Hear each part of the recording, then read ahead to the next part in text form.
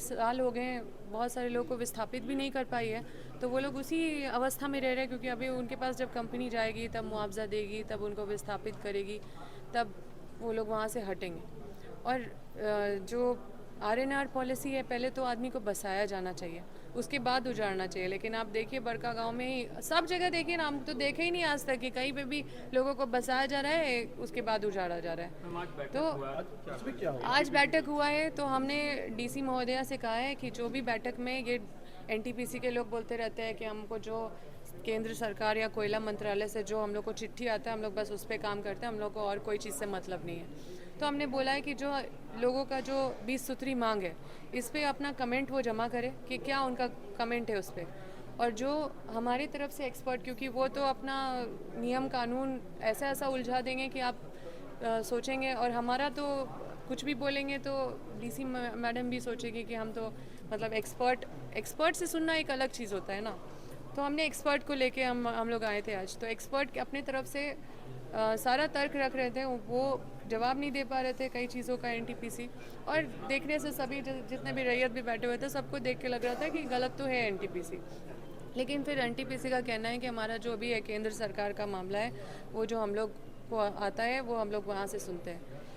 हमने बस ये कोशिश किया है कि इसको हम लोग केंद्र सरकार तक ये मतलब अपने स्टेट गवर्नमेंट से ये सारा प्रस्ताव केंद्र सरकार तक पहुंचाने का काम करेंगे, ताकि ये जो कट ऑफ डेट वाला जो इशू है इसका समाधान हो सके, जो मुआवजा का इशू है इसका समाधान हो सके, कैसे 2013 लागू होना चाहिए उसका समाधान हो सके। हर चीज़ का हमारे पास तर्क है, लेकिन ये यहीं रह जाता है, स्टेट में ही रह जाता है। तो अब हमारा यही पहल है कि इस मीटिंग का जो हम लोग का डिस्कशन हुआ आज, जो हमारे तरफ से जो एक्सपर्ट बोले, जो उनके तरफ से जो उनका जो मंतव्य आया है, ये दोनों मंतव्य को मिला के हम लोग जाके स्टेट के पास बैठेंगे। स्टेट में एक बैठक रखी जाएगी और ये हम लोग सेंटर को पुश करने का काम करेंगे। और अगर हम लोग को ज़रूरत पड़ा तो हम लोग इसको बहुत बड़ा रूप देंगे। और निश्चित रूप से विस्थापितों को भी अपना हक और अधिकार समझने की ज़रूरत है। छोटे छोटे चीज़ में लोग कॉम्प्रोमाइज़ हो जाते हैं। हज़ारों लोग हैं जो बैठे बैठे थोड़ा पैसा लेके और मतलब कंपनी के पक्ष में हो जाते हैं। और ये भी एक बहुत बड़ा हम लोग का क्षेत्र का समस्या है। मैडम, तो सरकार आपका है, आप सरकार के हिस्सा है, तो कितना साथ मिल रहा है सीएम का? देखिए, हम तो आपको इतना बता दे रहे हैं, विस्थापन आयोग का गठन हमारी सरकार में ही होगा।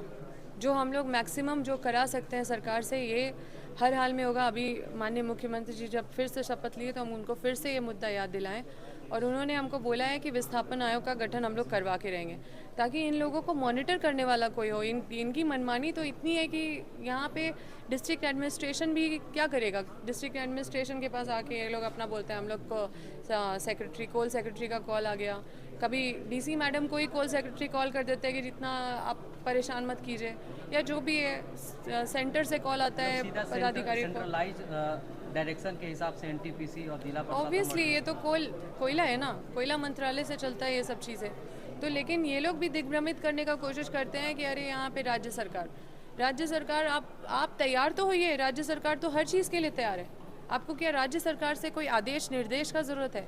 यहाँ के लोगों को आप बेघर कर रहे हैं, तो यहाँ के लोगों का जो समस्या है वो आप डायरेक्टली फेस कर रहे हैं। तो यहाँ का समस्या क्या है वो तो आप डायरेक्ट आप सेंट्रल गवर्नमेंट के साथ आप जुड़े हुए हैं, तो वहाँ पे तो आप पेश करते ही होंगे।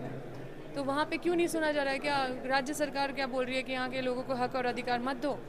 ये सब बस दिग्भ्रमित करने वाला बात है। और हम लोग इसको मतलब बहुत सफाई से और इसको बहुत मतलब आईने के जैसा साफ करने का कोशिश करेंगे, लोगों के बीच में सही पिक्चर रखने का कोशिश करेंगे। क्योंकि हम लोग काम करते हैं तो बहुत ज़्यादा लोगों के साथ कम्युनिकेट नहीं कर पाते कि हम लोग उनके लिए क्या कर रहे हैं। हम लोग कमेटी बनाते हैं, कमेटी का रिपोर्ट क्या है वो लोगों तक नहीं पहुंचा है। तो हम लोग चाहते हैं कि लोग तक कमेटी का रिपोर्ट हमारा पहुंचेगी, कितना मेहनत से हमने कमेटी बनाया है। स्टेट का सहयोग लेके हमारी सरकार ने कमेटी बनाया, उसमें विधायक को भी मेंबर बनाया।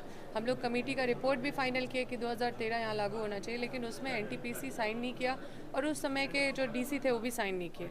वो भी कहाँ से उनको डायरेक्शन मिला पता नहीं। लेकिन ये सब चीज़ है संघर्ष, लेकिन हम इस संघर्ष को स्वीकार करते हैं और ये संघर्ष पे चलने के लिए तत्पर हैं।